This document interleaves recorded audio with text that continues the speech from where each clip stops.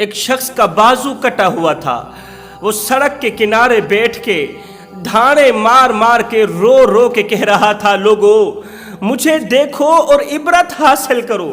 میں دنیا کا وہ بدبخت انسان ہوں جو اللہ تعالیٰ کے غضب کا نشانہ بنا ہوا ہوں. اللہ تعالیٰ مجھ پر ناراض ہے، اللہ تعالیٰ مجھ پر خفا ہے. خدا را لوگو مجھ سے عبرت حاصل کرو اور جو میں نے کیا وہ تم نہ کرنا، کبھی بھول کر کے بھی نہ کرنا. جو گناہ میں نے اپنی زندگی میں کیے، مجھ سے میرا رب ناراض ہو گیا، مجھ سے میری فیملی ناراض ہو کر مجھ سے بے وفائی کر گئی. میری بیوی بچوں نے مجھے چھوڑ دی، عزیز و اقارب نے مجھے چھوڑ دیا. عزیز و اقارب مجھ سے اس قدر نفرت کرنے لگے، اس قدر نفرت کرنے لگے کہ انہوں نے مجھے اپنے ملک سے بھی نکال دیا. اللہ تعالیٰ نے میرا بازو کاٹ دیا، اب میرا جسم بھی کٹنے والا ہے. خدا را بھائیو مجھ سے عبرت حاصل کرو، جو میں کرتا تھا وہ کبھی نہ کرنا. قریب سے ایک گزرنے والے شخص نے پوچھ ہی لیا، بھائی بتا تو صحیح تیری کہانی کیا ہے، تیرا واقعہ کیا ہے، تجھ سے عبرت حاصل کیوں کریں؟ آخر تو نے اپنی زندگی میں کون سے ایسے گناہ کیے اور تیرا بازو کیوں کٹا اور کس نے کاٹا، کس وجہ سے کٹا تیرا بازو؟ تو اس شخص نے روتے ہوئے اپنی زندگی کی دردناک کہانی سنائی. اس روتے ہوئے شخص نے کہا، اگر تم لوگ مجھ سے میری کہانی سن لو، مجھ سے میرے گناہ سن لو، تو نفرت کے مارے مجھے زندہ مٹی میں دفن کر دو. تمہارے اندر اس قدر نفرت کی آگ جل اٹھے گی کہ تم لوگ مجھے زندہ مٹی میں دفن کر دو گے، تم مجھے اپنے وطن سے نکال دو گے. لیکن میں چاہتا ہوں کہ تم میری کہانی سے آگاہ ہو جاؤ، تم اس حقیقت سے آگاہ ہو جاؤ تاکہ تم ان گناہوں سے بچ جاؤ، اللہ تعالیٰ کے غضب کا نشانہ مت بنو. تو اس شخص نے کہا، جلدی بتا تیری کون سی کہانی ہے، تیرا کون سا واقعہ ہے؟ جوانو یہ کہانی اتنی دردناک ہے کہ اگر کوئی پتھر دل بھی سنے تو اس کا دل موم ہو جائے، اگر کوئی کافر بھی سنے تو اس کو بھی رحم آ جائے. یہ شخص رو کر کہنے لگا، بھائیو میں فلاں ملک کے ظالم بادشاہ کا ظالم وزیر تھا. وہ ظالم بادشاہ بڑا ہی سرکش تھا، وہ مظلوموں پر ظلم کرتا تھا، غریبوں پر ظلم کرتا تھا، بے رحم تھا، اس کو کسی پر ترس نہیں آتا تھا، اور میں ظلم کرنے میں اس کا بھرپور ساتھ دیا کرتا تھا. میں بھی جب کسی پر ظلم کرتا تھا تو بادشاہ مجھ پر اس قدر خوش ہوتا تھا کہ بادشاہ مجھے بڑے ہی انعام و اکرام سے نوازتا تھا. انعام و اکرام وصول کرنے کے بعد میں بڑا ہی خوش ہوتا تھا اور خود پر فخر محسوس کرتا تھا کہ میں بادشاہ کا خاص وزیر ہوں، میں بادشاہ کا پسندیدہ وزیر ہوں. لیکن میں نالائق یہ بھول گیا کہ اللہ تعالیٰ تمام بادشاہوں سے بڑھ کر طاقتور ہے. میں پیسوں کی لالچ میں آ کر بڑے شوق سے لوگوں پر ظلم کرتا تھا، مگر یہ بھول گیا کہ لوگوں کا جو خدا ہے وہ بہت بڑا طاقتور ہے. میں ان انعام و اکرام کی لالچ میں آ کر اپنے رب کو بھول گیا، رب کی طاقت کو بھول گیا، اللہ کے عذاب کو بھول گیا، اللہ کی ناراضگی کو بھول گیا، اللہ کے غضب کو بھول گیا. ایک دن کا واقعہ ہے کہ شاہی محل کی تعمیرات کا کام شروع ہو رہا تھا تو بادشاہ کی طرف سے حکم آیا، بادشاہ کی طرف سے آرڈر آیا. بادشاہ نے کہا، وزیر شاہی تعمیرات کا کام شروع ہو گیا ہے، میں چاہتا ہوں کہ کوئی بھی مزدور شاہی محل میں کام نہ کرے. میرے ملک کے اندر جتنے بھی حاملہ عورتیں ہیں نا، جتنی بھی حاملہ عورتیں ہیں نا، جن کے پیٹ کے اندر بچے جنم لے رہے ہیں، جتنی بھی حاملہ عورتیں ہیں، ان تمام حاملہ عورتوں کو اکٹھا کیا جائے، انہی کے سر پر گارا اور مٹی اٹھایا جائے. حاملہ عورتوں کے سروں سے گارا مٹی اٹھا کر مستریوں کو دیا جائے تاکہ شاہی محل کی تعمیرات کا کام جاری ہو سکے، شاہی محل اپنی منزل کو پہنچ سکے. میں نے پورے ملک سے حاملہ عورتوں کی تلاش جاری کر دی، حاملہ عورتوں کی تلاش میں نکلا. اللہ اکبر. میں نادان یہ نہ سمجھ سکا کہ جو حاملہ عورت ہوتی ہے وہ تو بیچاری پہلے سے ہی دکھوں میں مبتلا ہوتی ہے، تکلیفوں میں مبتلا ہوتی ہے، دردوں میں مبتلا ہوتی ہے، پھر موت کی سی اذیت پا کر وہ بچے کو جنم لیتی ہے. میں نہ جان سکا کہ حاملہ عورتیں تو پہلے ہی مصیبتوں میں مبتلا ہوں گی، لیکن بادشاہ کے حکم کو سن آنکھوں پر رکھتے ہوئے کہ کیونکہ ظالم بادشاہ نے پھر مجھے انعام و اکرام سے بھی تو نوازنا تھا نا۔ اس انعام کی لالچ میں آ کر میں نے ملک کا چپا چپا چھان مارا، 1000 حاملہ عورت اکٹھی کی، 1000 حاملہ عورت اکٹھی کرنے کے بعد شاہی محل میں لے آیا، 1000 حاملہ عورتوں کو اکٹھا کر کے ان کو مزدوری پر لگا دیا، ان کے سر پر گارا ڈالا، ان کے سر پر مٹی ڈالی۔ وہ بیچاری حاملہ عورتیں جو پہلے سے ہی دکھوں تکلیفوں میں مبتلا تھیں، پہلے سے ہی دردوں میں مبتلا تھیں، کڑکتی دھوپ میں تتی ریت کے اوپر ان حاملہ عورتوں نے صبح سے لے کر شام تک کام کیا، رات ہو گئی۔ دوسرے دن کا جب سورج طلوع ہوا، کڑکتی دھوپ تھی، تتی ریت تھی، یہ حاملہ عورتیں بیچاری مرتی کیا نہ کرتی ظالم بادشاہ کے اور میرے ظلم سے ڈر کر، خوف کی ماری اپنے سروں پر بوجھ لاد کر، اپنے سروں پر مٹی لاد کر، گارا لاد کر مستریوں کو دیتی۔ کڑکتی دھوپ تھی، اتنے میں ایک عورت کے بچہ جننے کا وقت قریب آیا، بالکل ہی قریب آ گیا۔ یہ عورت کام کرتی کرتی، بوجھ اٹھاتی اٹھاتی، گارا مٹی اٹھاتی اٹھاتی زمین پر لیٹ گئی۔ کڑکتی دھوپ میں تتی ریت کے اوپر یہ عورت لیٹ گئی، رونے لگی، چیخنے لگی کہ میری مدد کرو، میری مدد کرو۔ میں اس کے سر پر کھڑا تھا، میں ایسے کہتا اٹھ کام کر، کیونکہ میری رگوں میں ظلم رچ گیا تھا، میرا دل پتھر بن چکا تھا۔ میں بادشاہ کو ہر معاملے میں، ہر موڑ پر ظلم کرنے پر ابھارتا تھا، ظلم کرنے میں ان کا بھرپور ساتھ دیتا تھا۔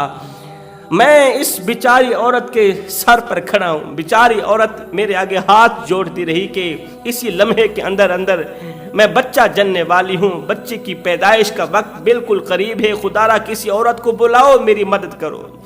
عورت کو بلا کر میری مدد کی جائے۔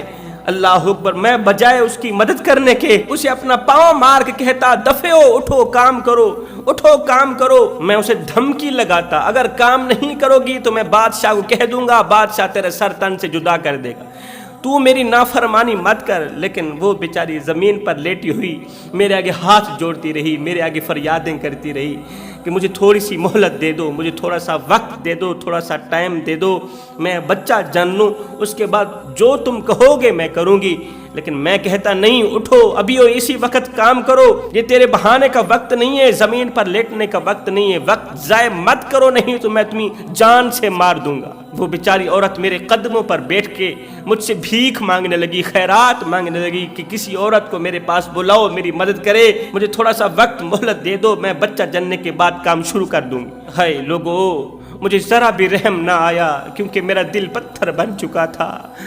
جوانو، جب دل پتھر بن جائے نا، ایسے سمجھو دنیا بھی تباہ ہو گئی، پھر آخرت بھی تباہ ہو گئی۔ سب کچھ کرنا، یہ جو دل ہے نا، اس کو پتھر نہ بننے دینا۔ پتھر دلوں کو اللہ تعالیٰ ناپسند کرتا ہے، پتھر دل کبھی بھی جنت میں نہیں جائیں گے۔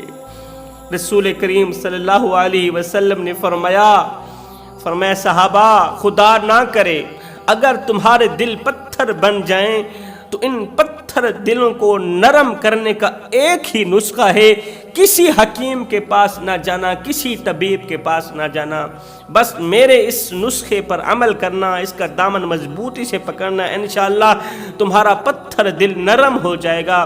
جب دل پتھر بن جائیں تو ان پتھر دلوں کو نرم کرنے کا ایک ہی نسخہ ہے، وہ ہے مسکینوں کو کھانا کھلانا، وہ ہے یتیموں کے سروں پر شفقت بھرا ہاتھ رکھنا، وہ نسخہ ہے غریبوں کی مدد کرنا۔ تم غریبوں کی مدد کرتے جاؤ گے، اللہ تعالیٰ تمہارے پتھر دلوں کو نرم کرتا جائے گا۔ جوانوں، میں تو اپنے ہر ایک بیان میں یہ ایک جملہ ضرور کہتا ہوں کہ مظلوم بن کر مرنا، ظالم بن کر نہ مرنا۔ مرنا تو ہے ہی، مظلوم بن کر مرنا ہے، مگر ظالم بن کر نہیں مرنا۔ نرم دل لے کر مرنا، پتھر دل لے کر مت مرنا۔ اگر مرو گے تو یاد رکھنا قیامت کے دن حجاج بن یوسف کے ساتھ اٹھائے جاؤ گے، اگر ظالم بن کر مرو گے تو قیامت کے دن یزید کے ساتھ اٹھائے جاؤ گے، اور اگر مظلوم بن کر مرو گے تو قیامت کے دن مولا حسین کے ساتھ اٹھائے جاؤ گے، شہداء کے ساتھ اٹھائے جاؤ گے۔ اب یہ آپ لوگوں کی مرضی ہے کہ آپ قیامت کے دن حجاج بن یوسف کے ساتھ اٹھنا چاہتے ہیں یزید کے ساتھ اٹھنا چاہتے ہیں یا مولا حسین کے ساتھ اٹھنا چاہتے ہیں؟ وہ میرے آگے معافی کی بھیک مانگتی رہی، مہلت کی خیرات مانگتی رہی، تھوڑے سے وقت کی خیرات مانگتی رہی، ہیلپ مانگتی رہی، مدد مانگتی رہی، لیکن میرا غصہ بڑھتا گیا کہ تو میری نافرمانی کیوں کر رہی ہے، میری نافرمانی کیوں کر رہی ہے؟ ہائے، جب میں اور زیادہ غصے میں آگ بگولا ہوا، جب اس نے میری فرما برداری نہ کی، نافرمانی پہ نافرمانی کرتی چلی جا رہی تھی، میں کہتا تھا کہ اٹھ کر کام کرو، وہ کہتی مجھے تھوڑا سا وقت دے دو، تھوڑی سی مہلت دے دو، میں بچہ جن لوں، اس کے بعد میں کام شروع کر دوں گی۔ میں غصے میں آگ بگولا ہو گیا، اتنے میں میں نے پتھر اٹھایا، غصے نے میری آنکھوں پر پٹی باندھ دی، میری آنکھیں بند کر دیں، میں نے پتھر اٹھایا، ایک زوردار پتھر اس کے سر پر مارا۔ میرے پتھر مارنے کی ہی دیر تھی کہ اس عورت نے آسمان کی طرف دیکھا، نہ جانے اس نے کیا کہا، نہ جانے اس نے اللہ سے کون سا شکوہ پیش کیا، کون سی شکایت پیش کی۔ اللہ اکبر، ادھر سے میرا ظلم کرنا ہی تھا، ادھر سے جیسے ہی بادشاہ کو پتہ چلا کہ میرے ظالم وزیر نے ایک بار پھر سے ظلم کر دکھایا ہے، تو اس نے مجھے اپنے پاس بلایا، مجھے اور زیادہ انعام دیا، اور ساتھ میں کہا جاؤ نا اسی خوشی میں دریا سے کوئی موٹی تازی مچھلی پکڑ کر آؤ، شام کو ہم مچھلی کباب بنا کر کھائیں گے، مچھلی پکا کر کھائیں گے، جاؤ نا دریا سے مچھلی نکال کر آؤ۔ میں بادشاہ کا حکم سر آنکھوں پر رکھتے ہوئے گھوڑے کے اوپر سوار ہوا، سمندر کی طرف چل پڑا، دریا کی طرف چل پڑا مچھلی پکڑنے کے لیے۔ پیچھے اس عورت نے آسمان کی طرف دیکھا ہوگا، شاید ہی اس نے کہا ہوگا او میرے مالک، ان ظالموں نے تو میری ذات مٹا دی، ان ظالموں نے میرے بچوں کو قتل کر دیا، انہوں نے مجھے مار دیا۔ اے عرش پہ بیٹھ کے چھوٹی چھوٹی نظروں سے دیکھنے والے، اے تن بھی دیکھنے والے اور من بھی دیکھنے والے، اے باہر کی دنیا دیکھنے والے اور اندر کی دنیا بھی دیکھنے والے رب، مجھ پر کرم فرما، میری دعا قبول فرما۔ میں نے سنا ہے کہ تو مظلوموں کی دعا قبول فرماتا ہے، اور مظلوموں کی بد دعا تو ہواؤں کو پھاڑتی ہوئی، فضاؤں کو پھاڑتی ہوئی عرش کا دروازہ جا کھٹکھٹاتی ہے اور اپنی بات منوا کر ہی دم لیتی ہے۔ اور میرے کریم رب، آج میری دعا بھی قبول کر لے، جس طرح انہوں نے میری ذات مٹائی اسی طرح تو ان کو مٹا، جس طرح انہوں نے میرا بچہ ختم کیا، میرا بچہ مارا، اسی طرح تو بادشاہ کی ساری نسل مٹا دے، سارا خاندان ختم کر دے۔ اللہ، اگر تو میری دعا قبول نہیں کرے گا، اگر قیامت کے دن یہ ظالم بادشاہ ظلم کرتا ہوا جنت میں چلا گیا تو میں مظلوم عورت جنت میں نہیں جاؤں گی۔ اللہ، تو میری دعا قبول فرمانا۔ او رات کو دن میں بدلنے والے رب، جو خدا رات کو درختوں کی ٹہنیوں پر بیٹھے پرندوں کو نیند میں گرنے نہیں دیتا، وہ خدا اس مظلومہ کو بے یار و مددگار کیسے چھوڑ سکتا ہے؟ اللہ تعالیٰ نے فوراً ہی اس مظلومہ کی دعا کو قبولیت کا شرف عطا کیا۔ اللہ تعالیٰ نے فرشتے کو کہا، فرشتے کیا کر رہا ہے؟ مولا، فرشتہ تو تیری تسبیح بیان کر رہا ہے۔ اللہ نے فرمایا جا ابھی اور اسی وقت ظالم بادشاہ اور اس کے تمام ظالم وزیر محل کے اندر جمع ہیں، جا کے بادشاہ کے محل کو اپنا ذرا پر مارنا، بادشاہ کو تباہ و برباد کر کے رکھ دے، بادشاہ اور اس کے خوبصورت محل کو مٹی کے ساتھ مٹی کر دے، ملبہ کر دے۔ اللہ کا حکم سنتے ہی فرشتہ آسمان سے زمین پر اترا۔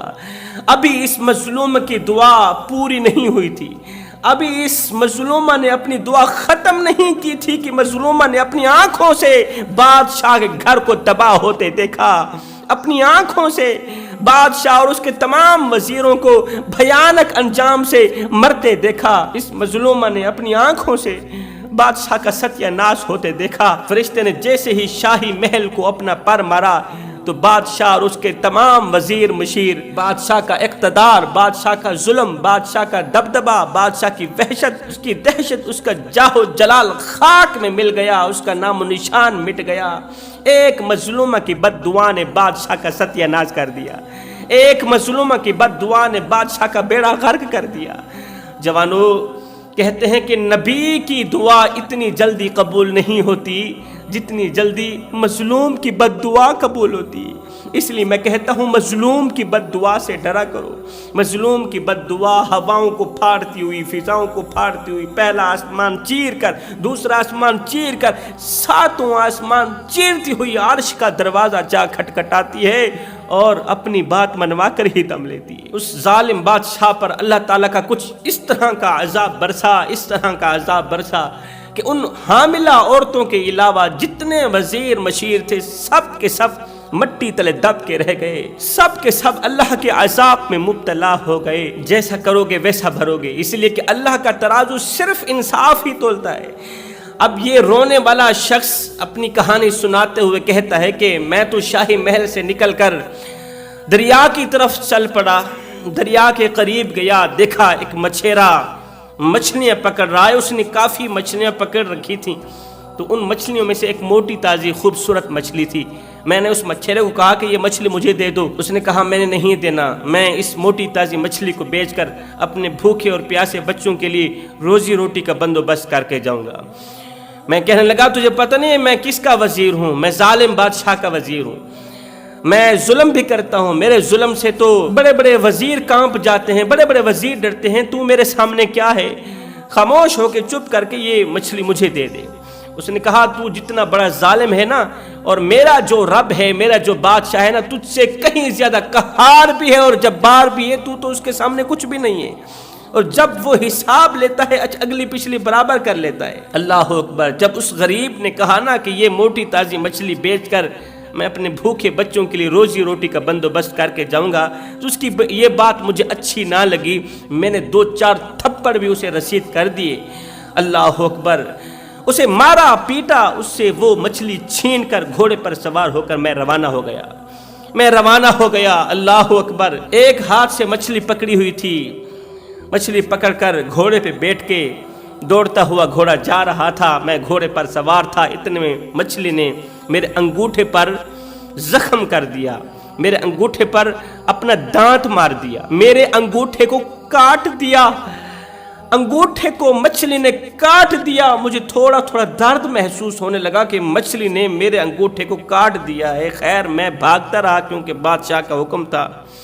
جب میں محل کے قریب گیا تو محل کا ستیہ ناش ہوتے ہوئے میں نے دیکھا، جب محل کو تباہ و برباد ہوتے ہوئے میں نے دیکھا، لوگ محل کو تباہ و برباد ہوتا دیکھ کر اللہ کا شکر کر رہے تھے۔ اللہ تیرا لاکھ شکر ہے کہ تو نے بادشاہ کو ختم کر دیا، ہمیں بادشاہ کے ظلم سے بچا لیا، ظالم کے ظلم سے بچا لیا۔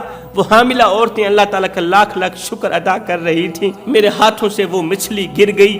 جب میں اپنے گھر پہنچا تو میری بیوی نے میرے اوپر لعنت کی، کہا کہ تیرے اوپر ایک بار نہیں 1000 بار لعنت ہو۔ وہ حاملہ عورت تجھ سے معافی کی بھیک مانگتی رہی، خیرات مانگتی رہی، لیکن تجھے ذرا بھی رحم نہ آیا۔ لیکن میں تیرے جیسے ظالم کتے کے ساتھ زندگی گزارنا پسند نہیں کرتی، میں گوارا نہیں کرتی، لہٰذا تجھے چھوڑ کے میں اپنے بچوں کو لے کر اپنے میکے جا رہی ہوں۔ کہتا ہے میرے بچے بھی مجھے چھوڑ کے چلے گئے، میری بیوی بھی مجھے چھوڑ کے چلی گئی، بادشاہ کا ستیہ ناش ہو گیا، مجھ سے میرا اقتدار چھین لیا گیا، مجھ سے بادشاہت چھین لی گئی، اقتدار کی کرسی چھین لی گئی، میں تنہا اکیلا رہ گیا۔ جو بھی میری طرف دیکھتا لعنت کے بغیر مجھے نہ چھوڑتا، لعنت کے بغیر مجھے نہ جانے دیتا۔ اب مچھلی نے میرے انگوٹھے کو کاٹا تھا تو یہ درد بڑھتا گیا، مجھے ایسے لگتا تھا جیسے انگوٹھے کے اندر آگ لگی ہوئی ہے۔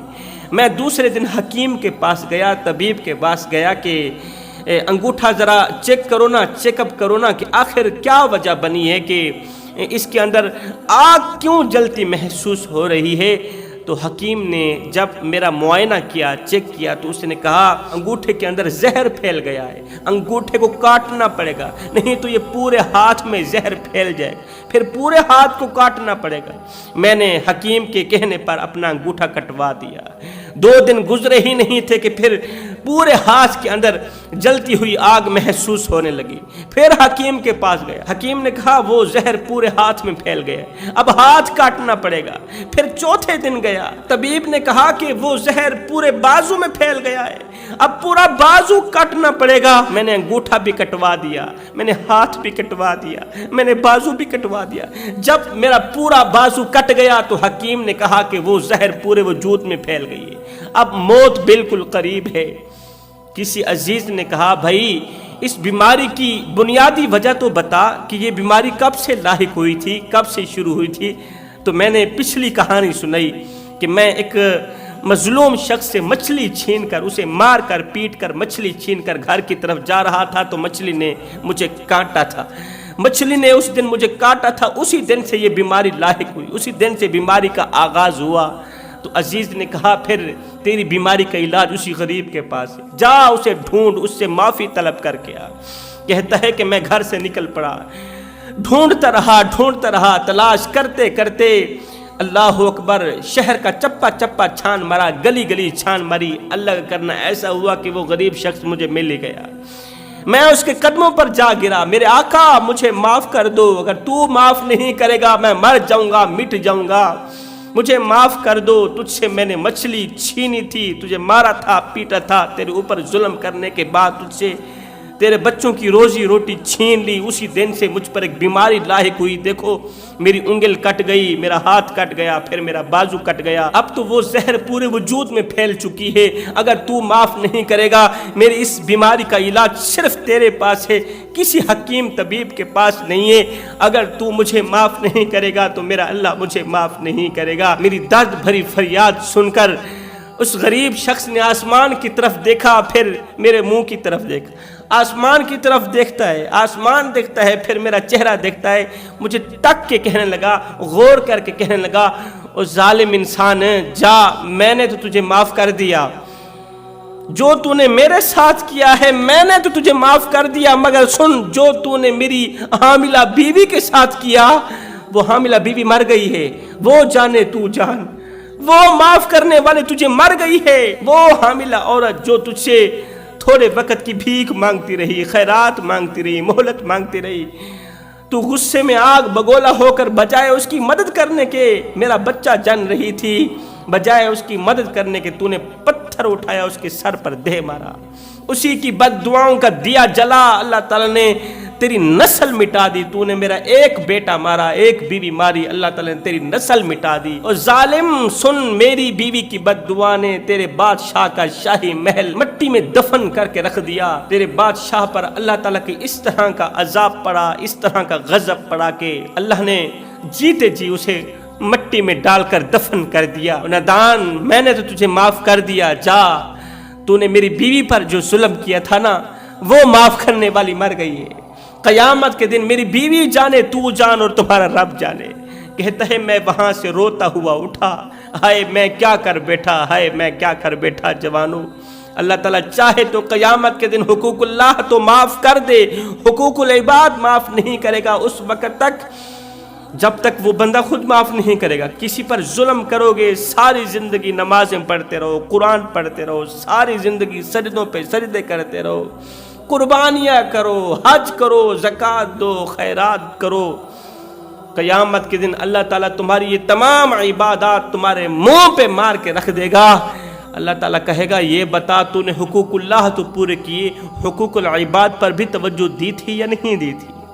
اللہ اکبر۔ مظلوموں کی بد دعا سے ڈرو میرے بھائیو، اگر کسی کی مدد نہیں کر سکتے تو نہ کیا کرو، اللہ اکبر۔ کسی کی غربت پر ہنسا بھی مت کرو، کسی کو ایک پل کی خوشی نہیں دے سکتے تو نہ دو، کوئی بات نہیں، کسی کو ساری زندگی کے لیے دکھوں میں بھی مت ڈالو، کسی کو نفع نہیں دے سکتے تو نہ دینا، کوئی بات نہیں، کسی کو نقصان بھی نہ دو، کسی کو ہنسا نہیں سکتے، کسی کو مسکرا نہیں سکتے تو کسی کو رلاؤ تو نہیں نا، کسی کو دکھ دے کر، درد دے کر، کسی کو پریشانیاں دے کر، کسی کی زندگی اجیرن بنا کے تجھے کیا لگتا ہے کہ تو ساری زندگی ایسے ہی مسکراتا رہے گا؟